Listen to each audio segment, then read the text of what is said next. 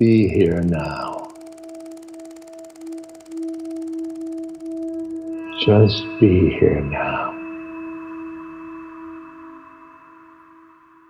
So I have come to this point of not being owned by any isms, but me having all these isms to support me, and not for me to become a slave of any isms. Well, you know, they say all isms end in a schism. I think I just made that up. They didn't actually say that. You're good at making up song titles and lines. That's why I get the medium bucks, that's for sure. Yeah. Hello, and welcome back, friends, to the Creativity, Spirituality, and Making a Buck podcast on the Be Here Now Network with David Nichtern. This is episode number 25, Awakening Your Inner Shaman with Marcela Lobos. My name is Michael Cammers, your guide and host on this journey, and it's a pleasure to be here with you. All of us at the CSM podcast hope this episode finds you and all of our listeners as well as can be.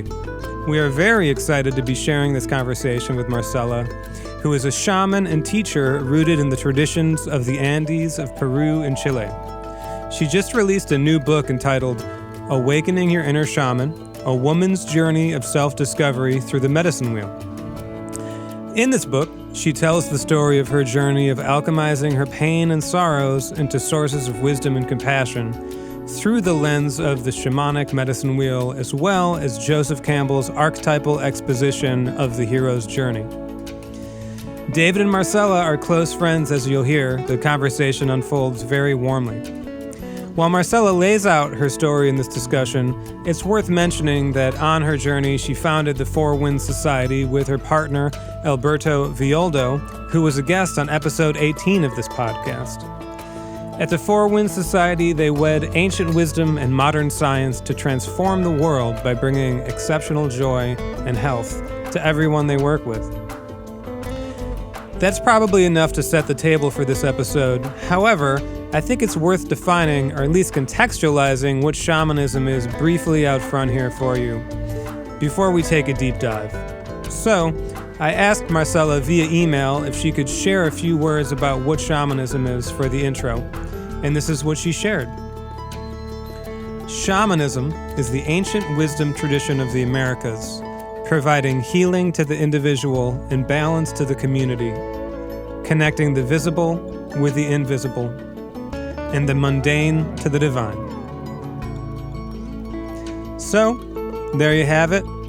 We sincerely hope you enjoyed this episode, and I have to give it to Marcela. She starts with the strongest opener ever of a CSM podcast to date. So without further ado, David and Marcela. Good morning, Marcela, and welcome to the podcast. Thank you, David. So wonderful to be with you. Always, I enjoy so much our conversations. Yeah, this is a great joy. Marcela and Alberto and I are good friends, and we've had many Dharma talks and regular talks and all kinds of hanging out situations. So this should be really a good fun today. Did you wanted to start with a little ritual? I understand. Is that right? I always like to center myself and maybe invite our guests to do the same. So maybe we bring our hands to our hearts and we set a intention or motivation, whatever we're needing at this point in our lives. May we receive the wisdom that we are needing to hear at this point. And I'll actually share a little shamanic prayer that I work with often, okay? Mm-hmm. So this is very shamanic and is part of what I've been working with for 20 years. And we call on the four winds, the directions, and then earth and heaven. To the winds of the south, great serpent, great Amaru, bring your coils of light and wrap around us your wisdom, so we may remember how to shed what no longer serves, like you shed your skin all at once, so we may remember the beauty way. To the winds of the west, O Torongo, great Jaguar, bring your ways or fearlessness and fierceness, so we may build up the courage within to face our shadows and our fears and hesitations, and may we then leap into our becoming. Aho. To the winds of the north, hummingbird, royal hummingbird, bring your ways of sipping only from the sweetest nectar of life, remembering our passion. Remember that there are always flowers and colors, no matter how difficult the situations. Bring your wisdom. Aho. To the winds of the east, eagle, condor, you who nest in the high places, help us see with your eyes, with your wings, the great perspective, not get caught in the problems of the day-to-day, but just remember our great flight. Aho. Pachamama, Mother Earth, Gaia, we always gather in your name, honoring all life on this beautiful garden that you provide every day so we can be sustained in our bodies, nourished with your waters, your air, your fruits, and all that you give us. We honor all our relations. Aho.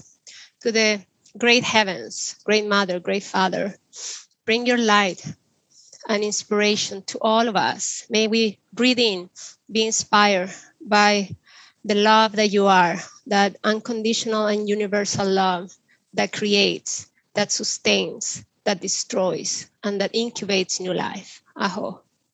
And to each one of us in our hearts, honoring our ancestors that allows us to come to this moment.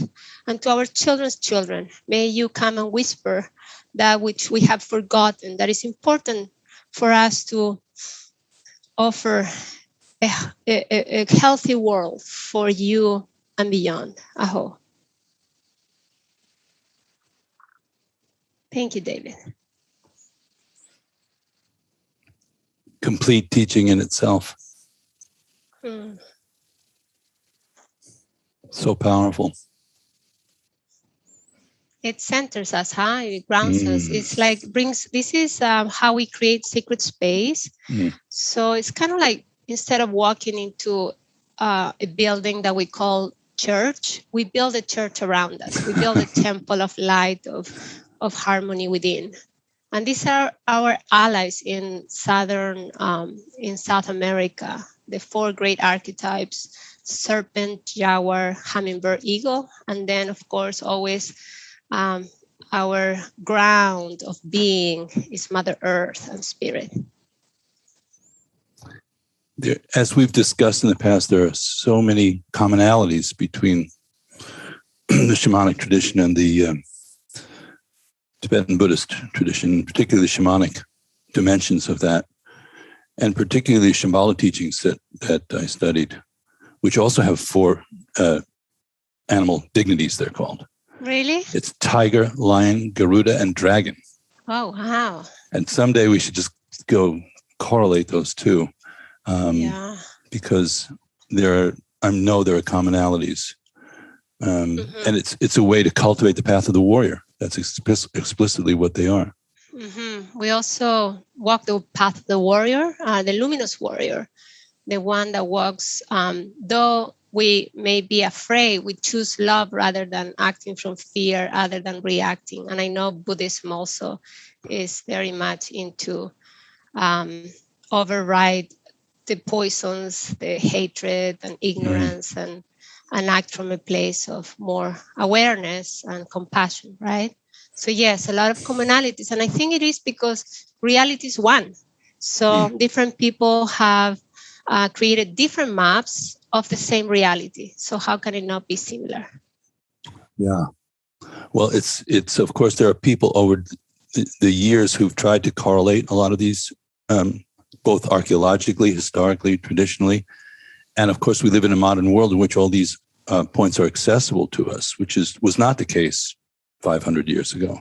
Exactly. And I think a lot of the prophecies speak about this, like the eagle flying with the condor, so the wisdom of the north meeting with the wisdom of the south in the Americas. And then I also heard prophecies. Actually, one of my latest teachers is a Bon shaman, so from the Bon tradition. I know it's one of the Buddhist lines.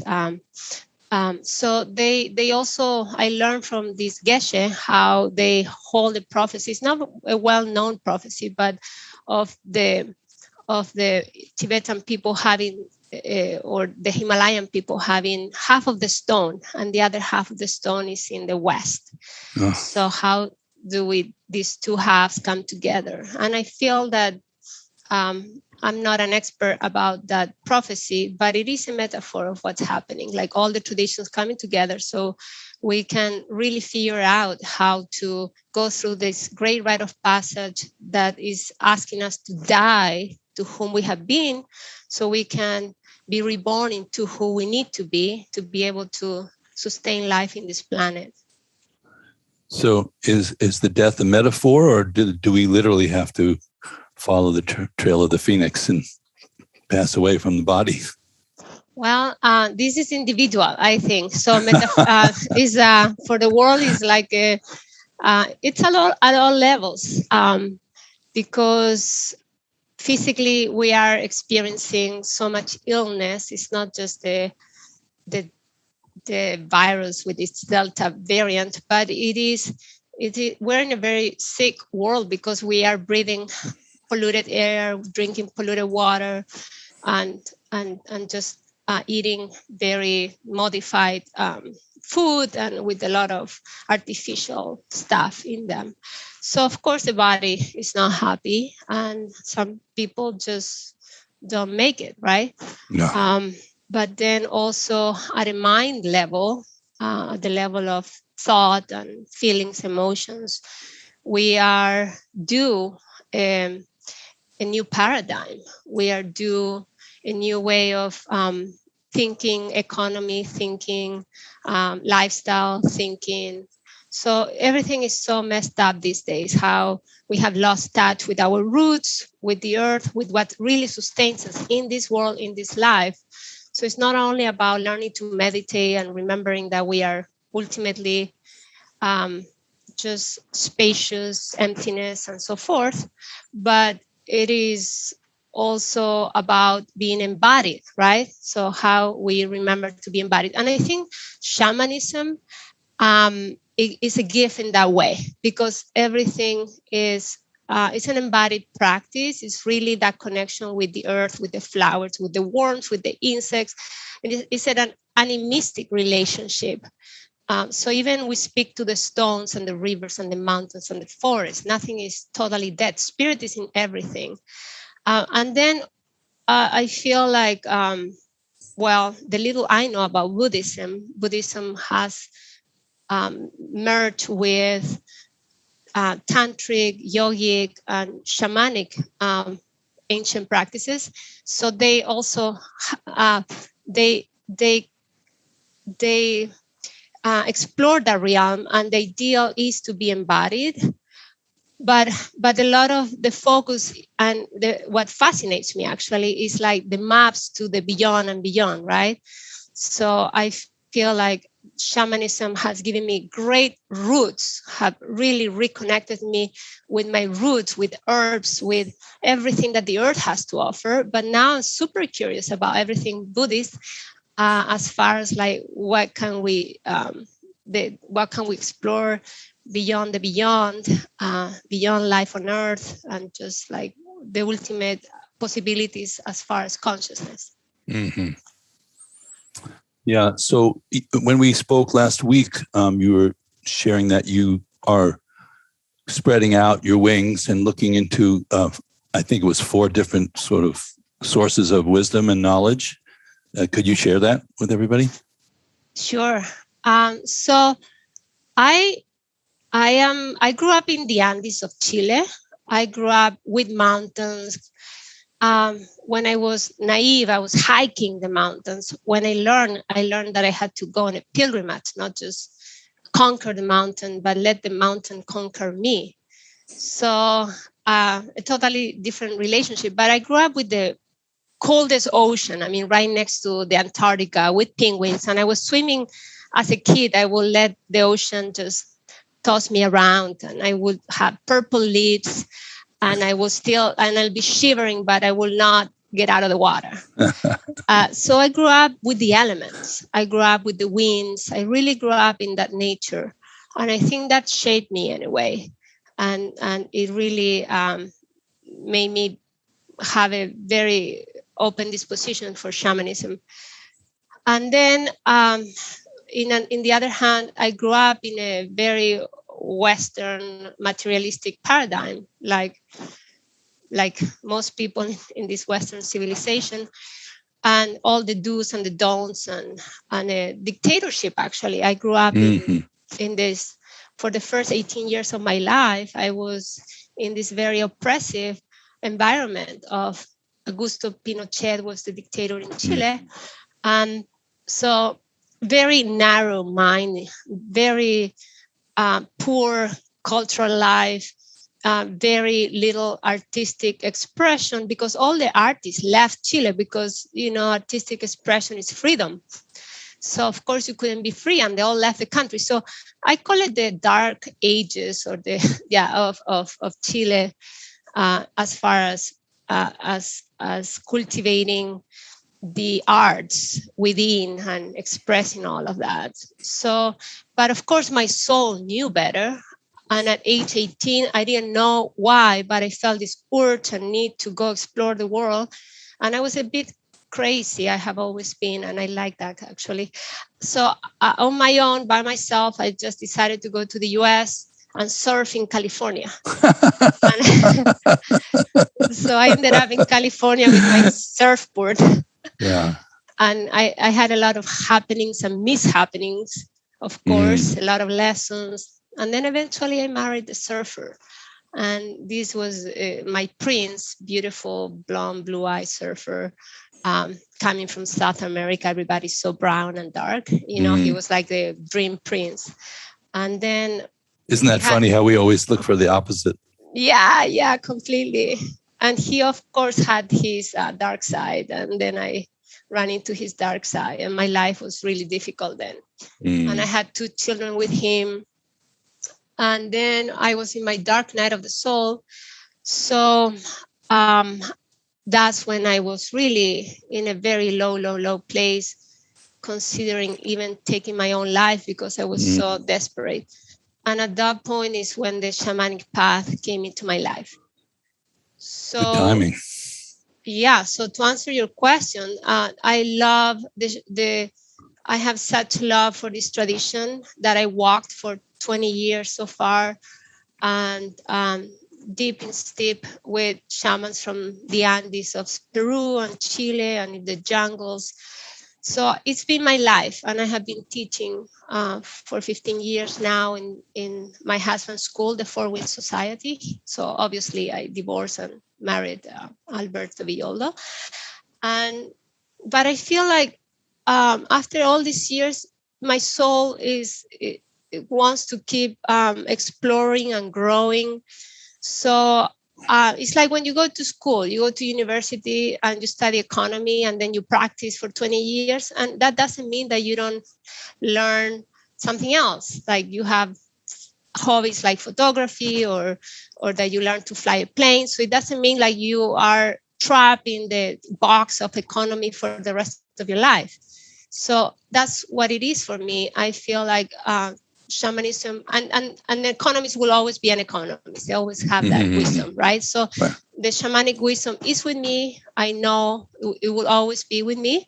Nevertheless, I feel the need to keep growing, and I'm very drawn to the Buddhist practice, especially Vajrayana, of course, because it's so shamanic, a lot of rituals. I love all of that.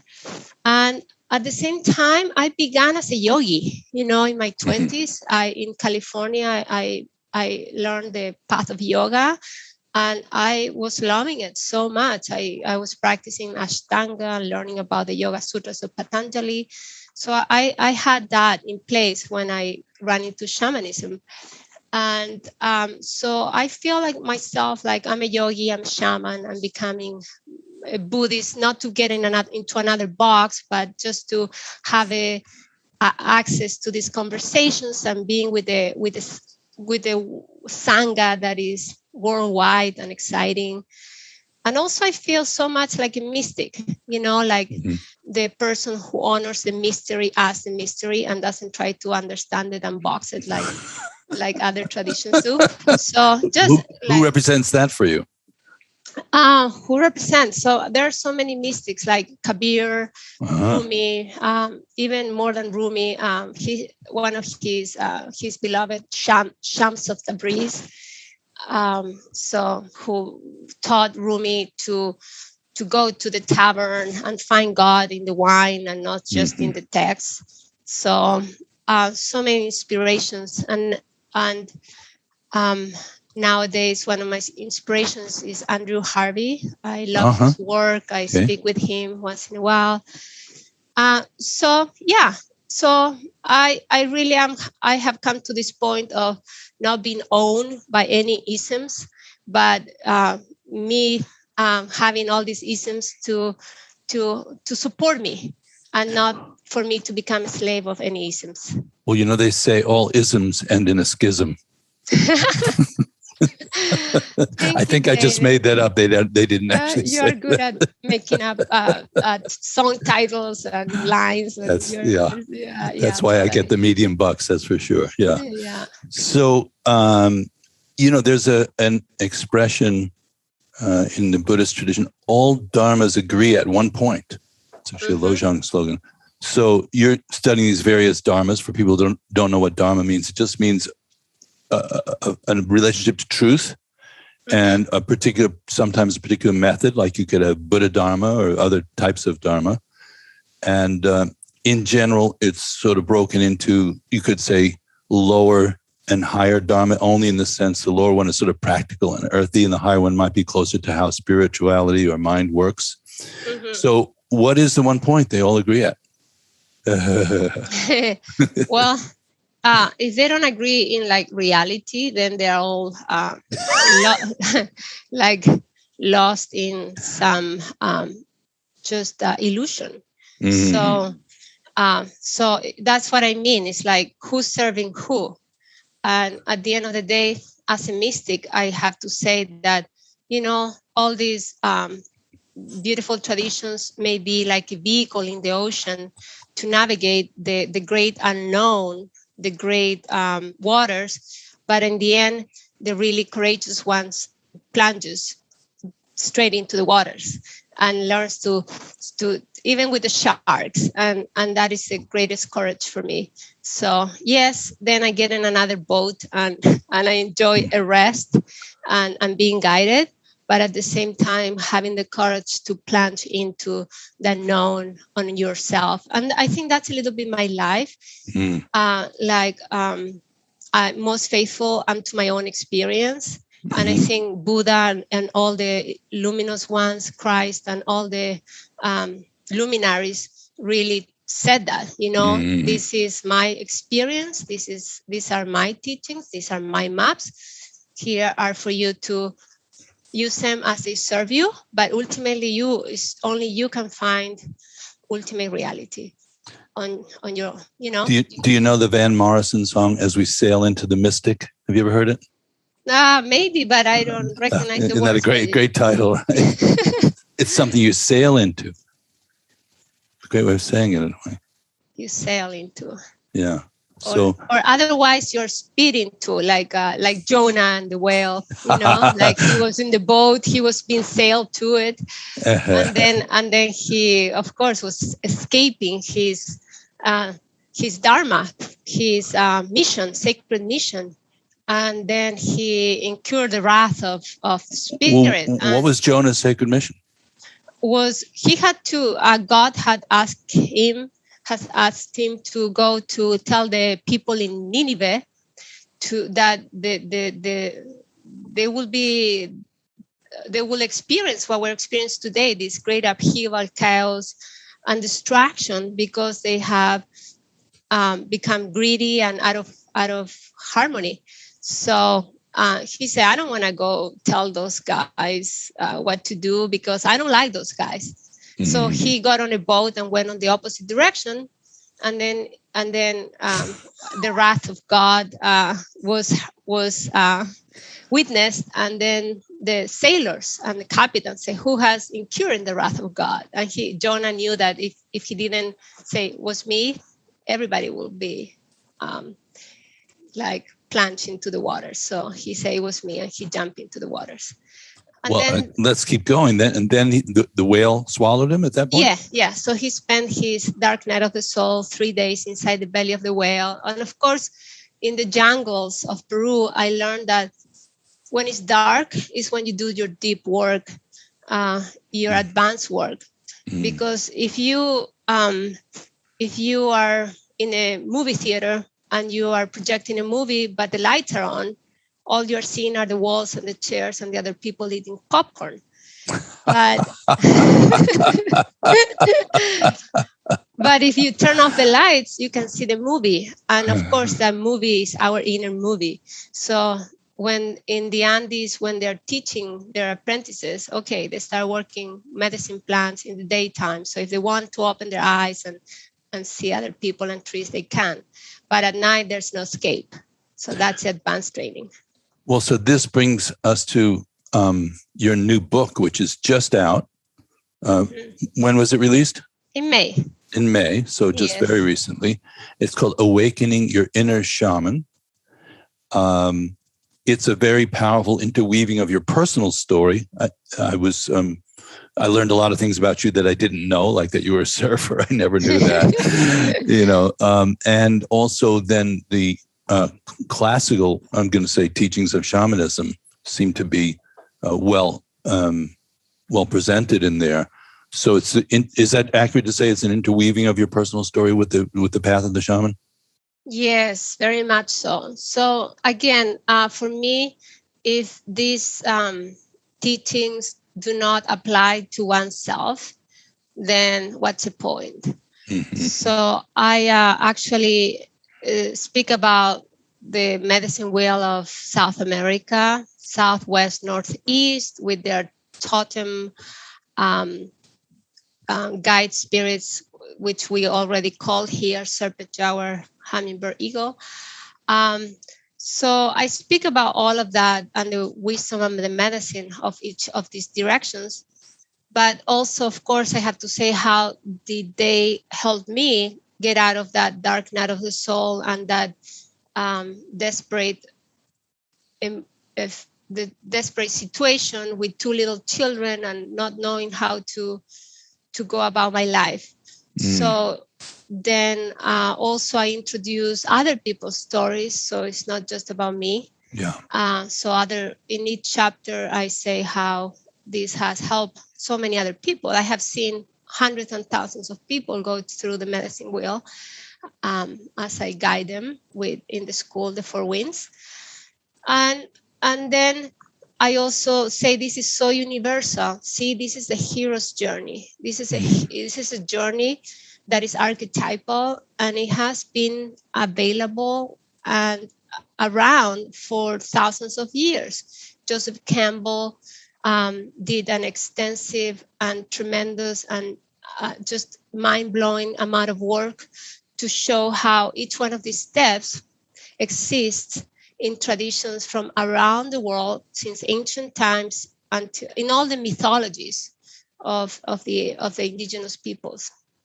So I show how this medicine wheel, it is a journey of self-realization, who we are spiritually and here now and at all levels, from the most earthy to the most sublime and all levels of our consciousness. So how we become self-realized as we walk these 13 steps.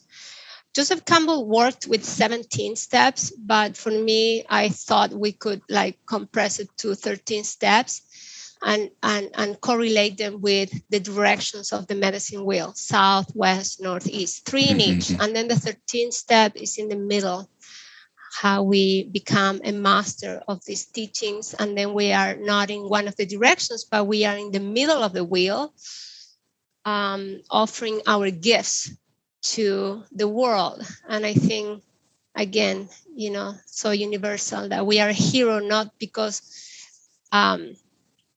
not because we save someone and then we stand on a pedestal and we receive applause. It's not about that, but how we are heroes because we discover our gift that we need to offer to the world, even if nobody knows about ourselves, even if it's completely anonymous. And so Yeah. So for everybody out there, there's also an audio book version of it. So it's another way to access the book. Sometimes I like audiobooks because you can,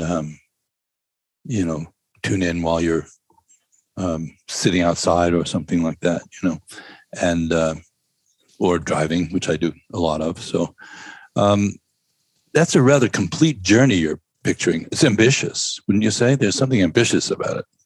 Yes, very ambitious. Actually, it felt like an ambitious enterprise to follow the hero's journey, all these steps, and then put them within another map, the medicine wheel, and then correlate my story along the way, and then bring other people's stories and match them also in each step. So, and how much, sorry, Marcela, how much do you like working with people? I have a couple of things I've been saying lately, like, humanity's great. It's people I can't work with. Or enlightened society would be easy if it weren't for people. Do you love people? Do you love to work with people? Do you like to get into it with people? Is that part of your joy in doing this work? Absolutely, because I think that's why, it's interesting. The first review I had for my book in Amazon, it was heartbreaking for me because someone gave me a 1 star and say very disappointed in the story. And they're right at the top always. Yeah, right? It was the first review. So she said, I don't understand how nobody should ever be with an abusive person. Good luck, Marcela Lobos. Like, she was angry. Yeah, exactly. It's like the shadow surface right at the beginning. Yeah, so I didn't write these people for the people that feel already enlightened and that they know it all. I wrote this book for the people that are going through difficulties or feel lost or confused or haven't found themselves. And so I gave them a compass, and that's a purpose. And then I have a lot of 5 stars too. Yeah. After that one. But I know that feeling, the very first one, and then it's stuck there forever. Yeah. Talk about letting go. Yeah, exactly. It's a good lesson.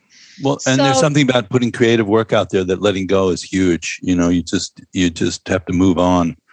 Yeah.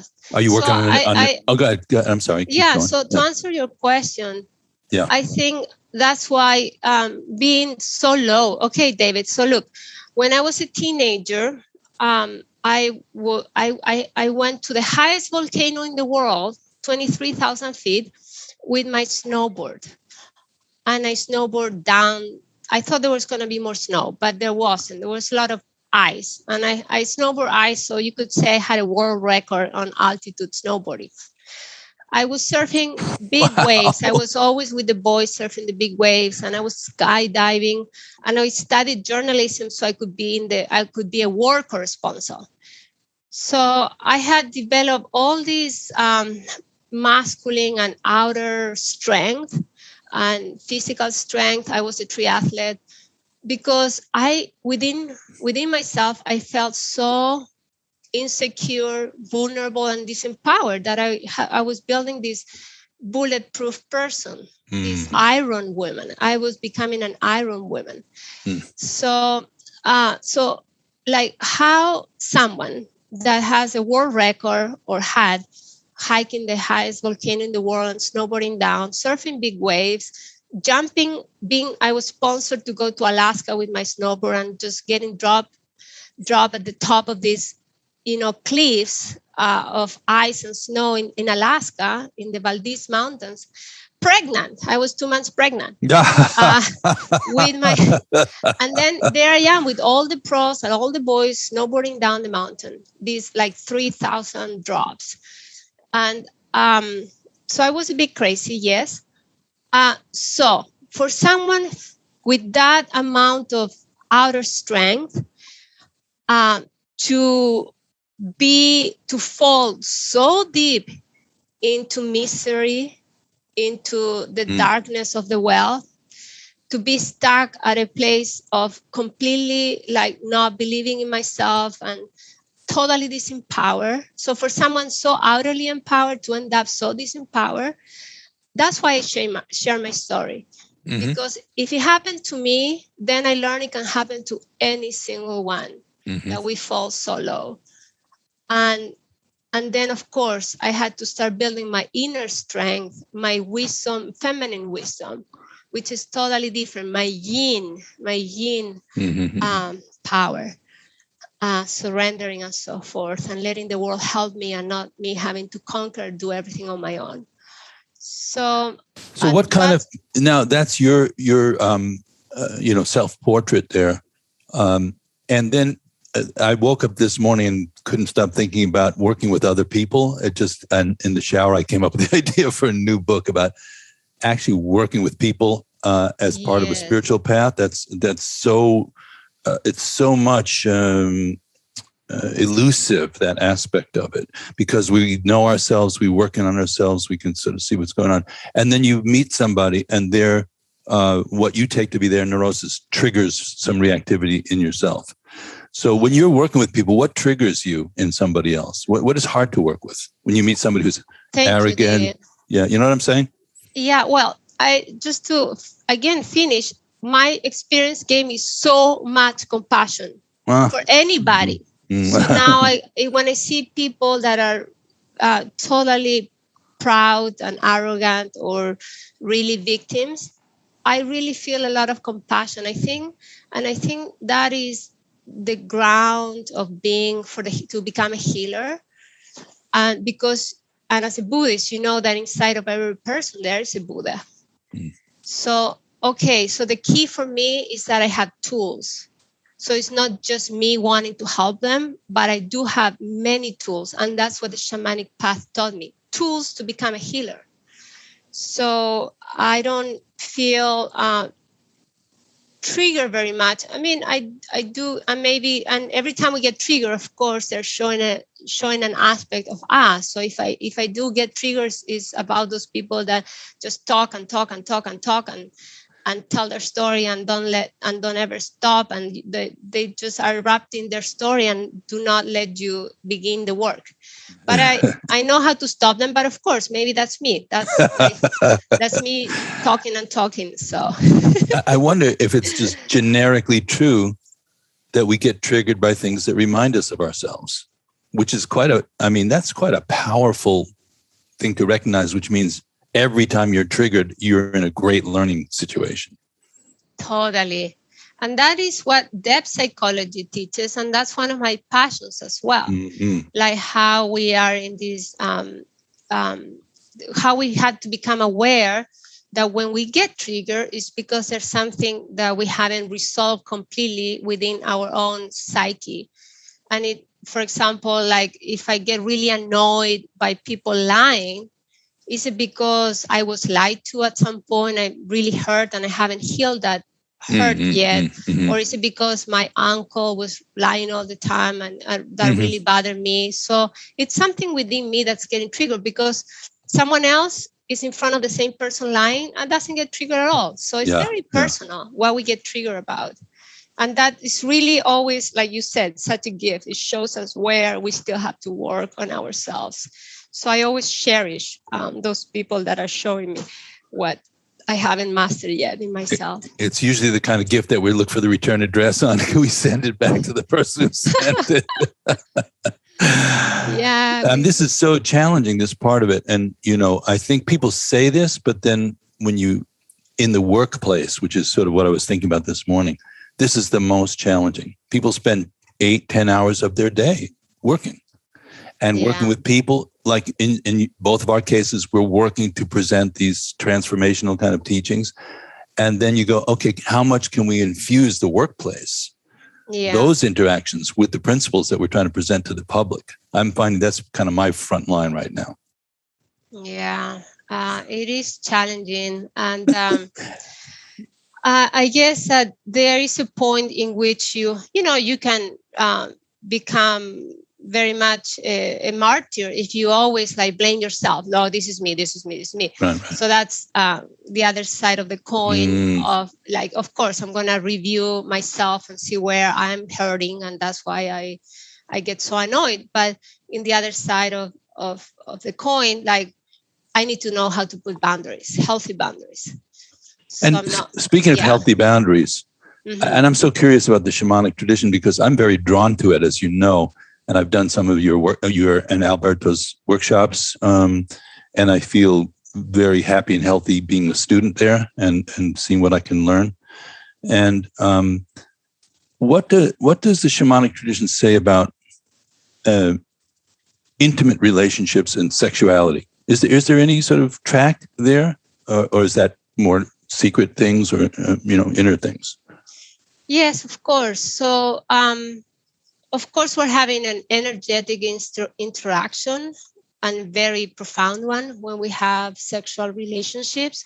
So if you are exposing yourself to people that are very unbalanced, psychopath, neurotic people, or just a lot of people are carrying very heavy energies, heavy past and heavy situations, and they're loaded with heavy energy. So when you open yourself so much to the point you let them inside of your own body, you can pick up all kinds of intrusive heavy energies. And that's why we as shamans are so carefully about like, who do we let in our energy field? We work a lot with the terminology of the energy field. Some people speak about aura, but for us, it's not just an emanation, like some brightness that it glows out of the body, but is more like a field of information. And this is the key to become a healer in our tradition, a field of information. So what is in that field?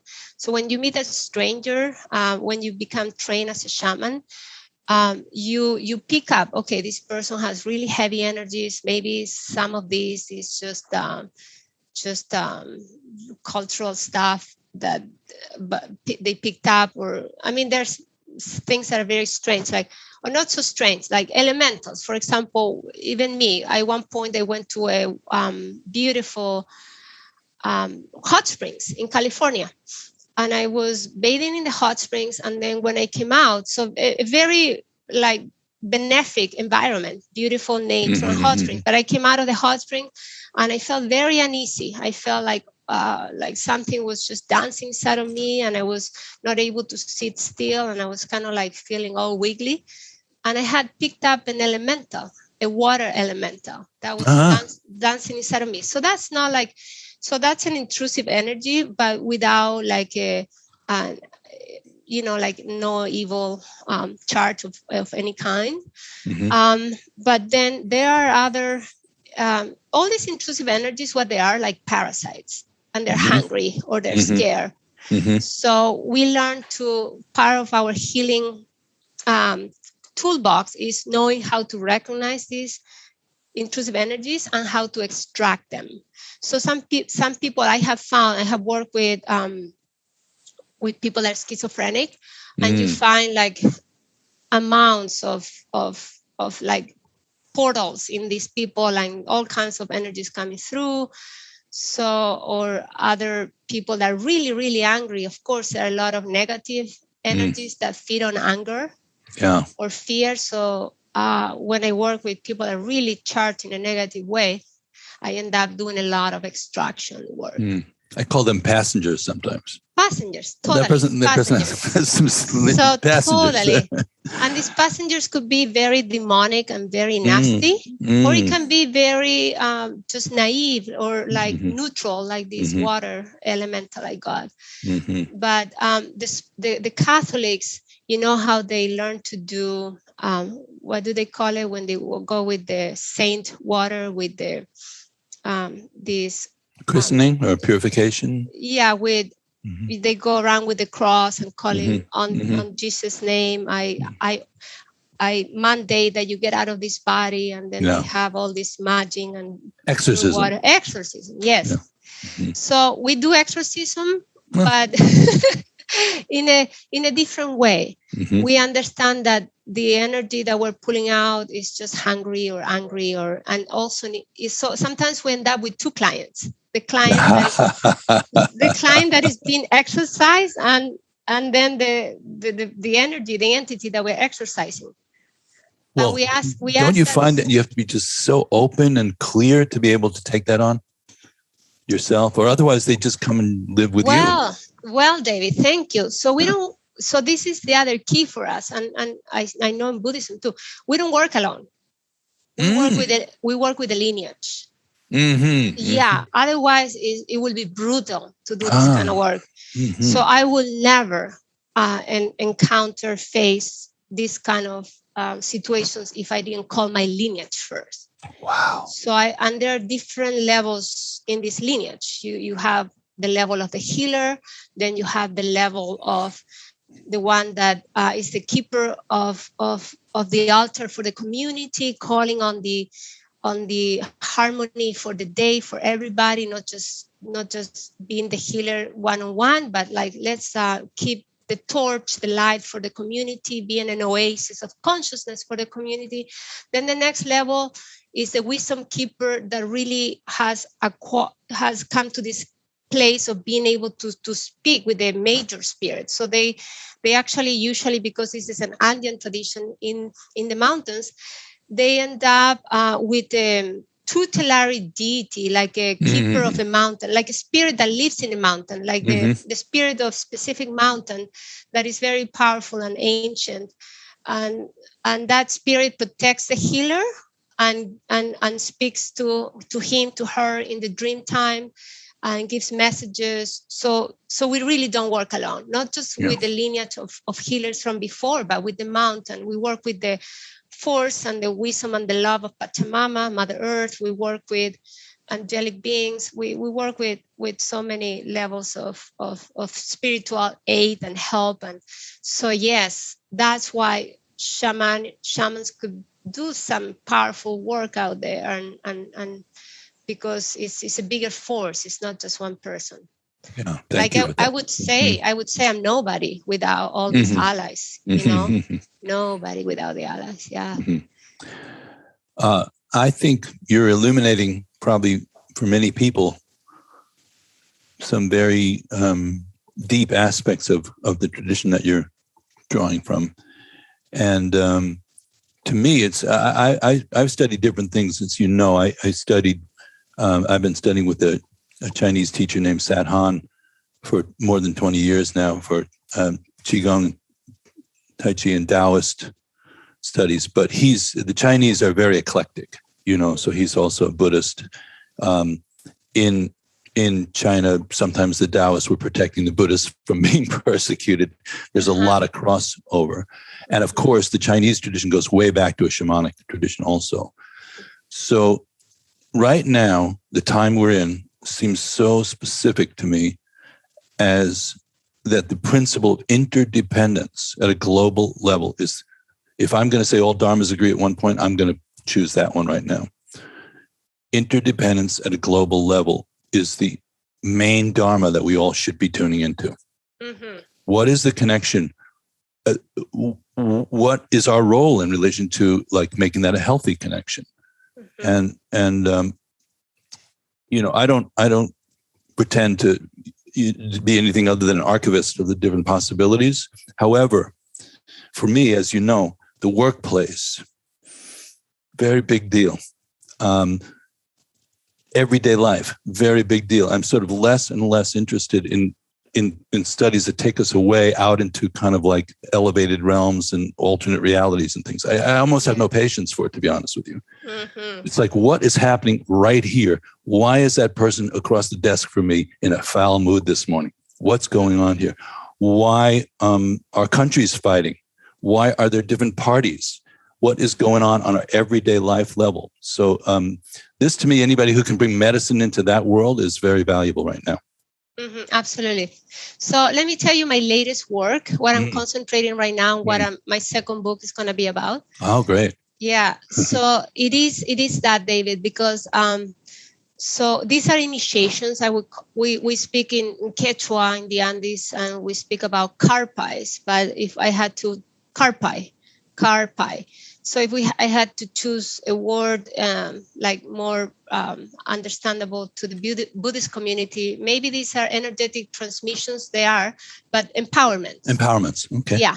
So what happens is the first empowerment is the one that connects you to the lineage of healers, and this makes you turn the finger towards yourself instead of pointing, what we were speaking about, instead of pointing the finger out to blame the world, like point the finger to yourself and start this journey of realizing who you are at an essence, and then as an infinite being, but here in your bones, in your blood, in the earth, in the mineral kingdom, and all of that, but also an infinite being connected to the whole cosmos, galaxies, everything. So be as big as you want, but be as deep as you want, as you need to also. So that is the healer.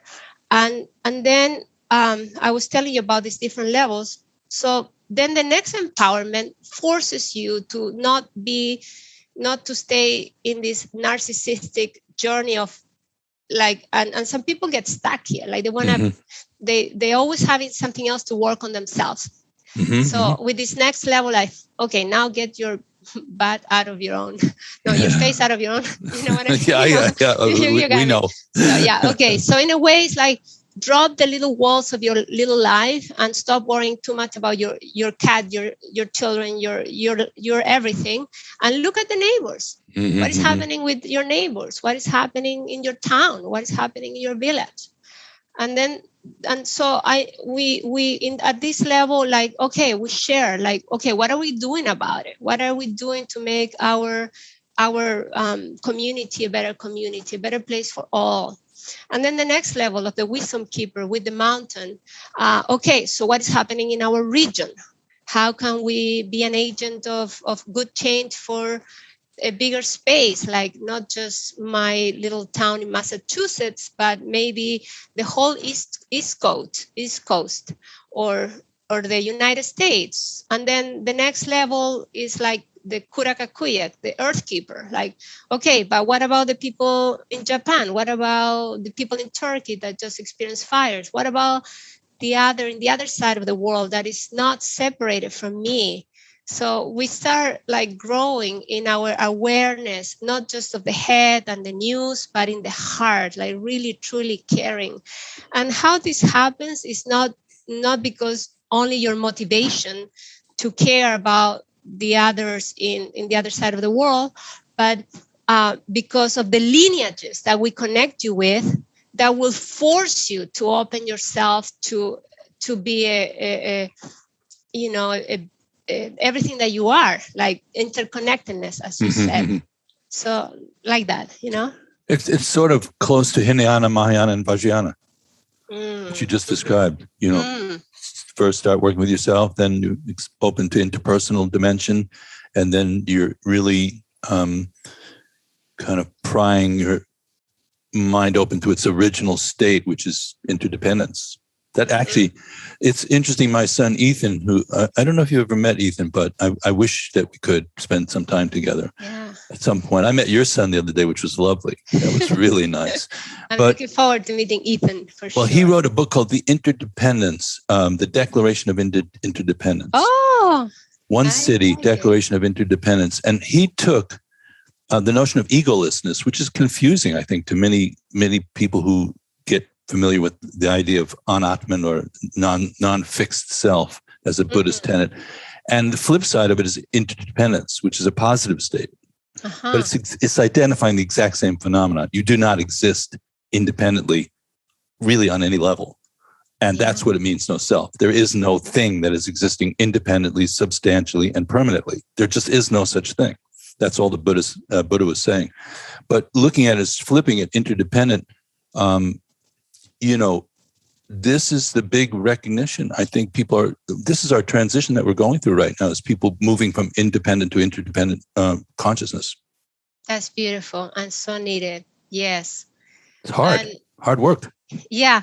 And the danger is like, to get stuck in either extreme, like just worry about yourself or worry so much about the world that you don't worry about yourself. And you're like, you're like helping the world, but you're ignoring your own needs to be in harmony in your body, and you become sick. So that's why I think it's so important in both traditions, Hinayana, Mahayana, Vajrayana, and then here, all these levels I described, how we need to be present at all the levels, not get stuck in one only. Yeah. Marcela, you are a teacher. There's no doubt about it. And you're a wisdom keeper.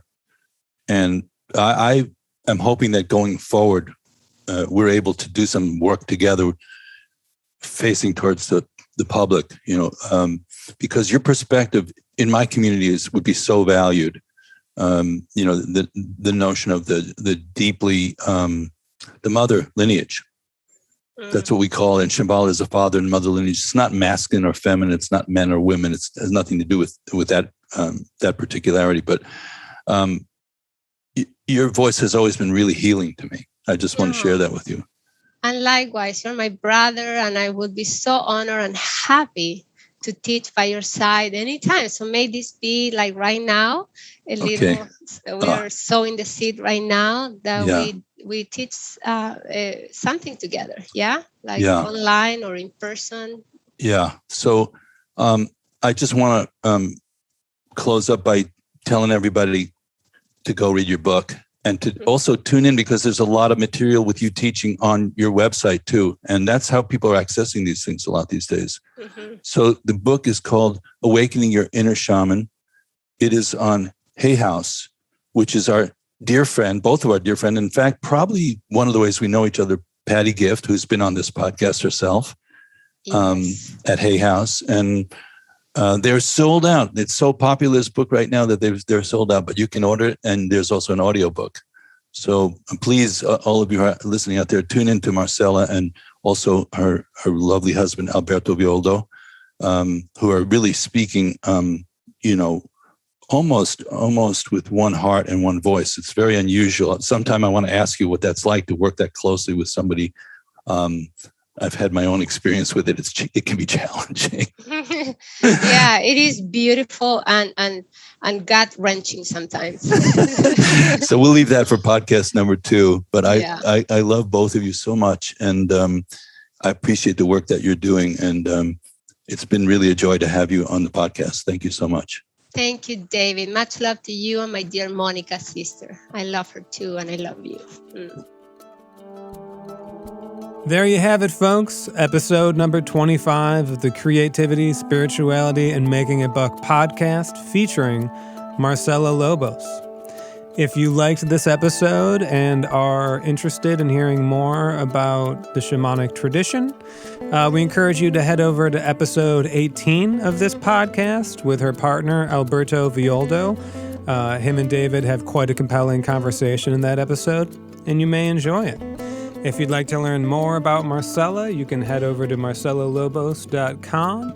If you would like to support our podcast, head over to BeHereNowNetwork.com/David, where you can support the Be Here Now Network and find more episodes of all the great podcasts on the network. Coming up next week, we have What the Heck is Mindfulness Part 2 with David and I in discussion. As always, if anybody has any questions they would like me to ask David in our David's View episodes, feel free to shoot me an email at michaelk@dharmamoon.com. And please use the power for good with that little nugget of personal information. So that just about wraps up our episode. We'd like to thank Melissa Mattern, our executive producer, and Corey and everyone at the Be Here Now Network for their assistance. Again, if you like the podcast, please share or leave us a 5-star rating. It helps us get the word out and keep the podcast going. So with all that being said, thank you again, everyone. May you be safe, healthy, happy, and at ease. All the best.